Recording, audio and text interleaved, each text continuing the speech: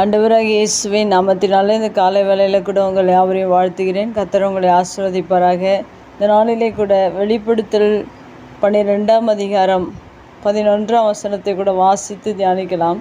மரணம் நேரிடுகிறதா இருந்தாலும் அதற்கு தப்பும்படி தங்கள் ஜீவனையும் பாராமல் ஆட்டுக்குட்டியின் இரத்தத்தினாலும் தங்கள் சாட்சியின் வசனத்தினாலும் அவனை ஜெயித்தார்கள்.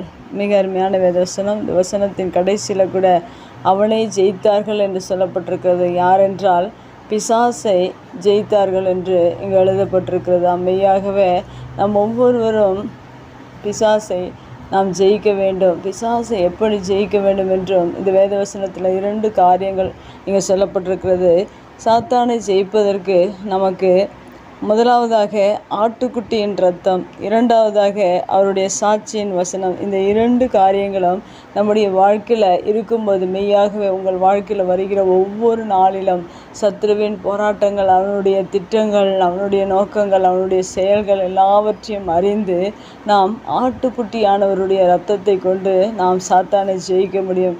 இரண்டாவதாக சாட்சியின் வசனத்தினால் தேவன் கொடுத்திருக்கிற பரிசுத்த வேதாகமத்தில் இருக்கிற வசனத்தை நீங்கள் ஒவ்வொரு நாளும் தியானிப்பீர்கள் என்றால், ஒவ்வொரு நாளும் அதை உட்கொள்வீர்கள் என்றால், அந்த சாட்சியின் வசனம் உங்களுக்குள் இருக்கும் என்றால், உங்கள் சிந்தனையில் இருக்கும் என்றால், அந்த சாட்சியின் வசனத்தை கொண்டு நாம் சாத்தானை ஜெயிக்க முடியும். இந்த 2 காரியங்கள் ஆவிக்குரிய வாழ்க்கையில் ஒவ்வொரு மனிதனுக்குள்ளே இருக்கும்போது சாத்தானை கண்டு நாம் பயப்பட தேவையில்லை. ஏனென்றால் இங்கே வசனத்தின் முதல் பகுதியில் சொல்லப்பட்டிருக்கிறது, மரணம் நேரிடுகிறதா இருந்தாலும் என்று சொல்லப்பட்டிருக்கு. இன்றைக்கு சாத்தானை பார்த்து அவனை பார்த்து அநேகர் மரண பயத்தோடு கூட வாழ்ந்து கொண்டிருக்கிறார்கள்.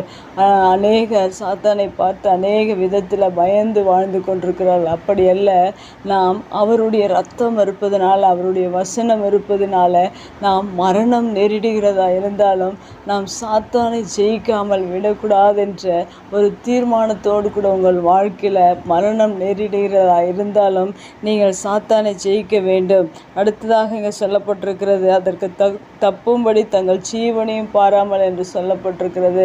நாம் வேத வசனத்தையும் அவருடைய இரத்தத்தையும் நாம் ஒவ்வொரு நாளும் பயன்படுத்தும் போது நாம் நம்முடைய ஜீவனை அப்பொழுதுதான் தப்பித்து கொள்ள முடியும். நம்ம ஆவி ஆத்துமா சரீரத்தில் நம்முடைய ஆத்துமாவை சாத்தானின் கையிலிருந்து நாம் தப்பித்து கொள்ளும்படியாக நாம் ஒவ்வொரு நாளும் அவருடைய இரத்தத்தை நாம் பயன்படுத்தும் போது, வேத வசனங்களை நாம் பயன்படுத்தும் போது மெய்யாகவே உங்கள் வாழ்க்கையில் ஒரு வெற்றியுள்ள வாழ்க்கையை நீங்கள் வாழ முடியும். சாத்தானை ஜெயித்தவர்களாக, சாத்தானை நாம் முறியடிக்கிறவர்களாக. அப்படிதான் இயேசு கிறிஸ்து சிலுவையில் அவனை ஜெயித்தார். அதுபோல் நாமும் மரணம் நேரிடுதா இருந்தாலும் தங்கள் ஜீவனையும் பாராமல் அவன் எப்படி வெளிப்படுத்தல் எழுதப்பட்டிருக்கிற வசனத்தின் பிரகாரம் உங்களுடைய வாழ்க்கையில் இந்த கடைசி நாட்களில் சாத்தானை அவருடைய இரத்தத்தை கொண்டு அவருடைய வசனத்தை கொண்டு ஜெயியுங்கள்.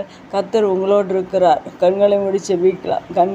எங்கள் அருமையான அன்பின் தகப்பனே, இந்த வேலையில் கூட ஆண்டவரே உம்முடைய வார்த்தையின் பிரகாரம் சாத்தானை நாங்கள் எங்களுடைய வாழ்க்கையில் ஒவ்வொரு நாளும் ஜெயித்து ஆண்டவரிடத்தில் நாம் ஆசீர்வாதங்களை பெற்றுக்கொள்ளும்படியாக ஆட்டுக்குட்டியின் இரத்தத்தை கொண்டு உம்முடைய வார்த்தையின் வசனத்தை கொண்டு நாங்கள் அவனை ஒவ்வொரு நாளும் ஜெயிக்கும்படியாக நீர் பலன் கொடுத்திருக்கிறதற்காக நன்றி செலுத்துகிறோம்.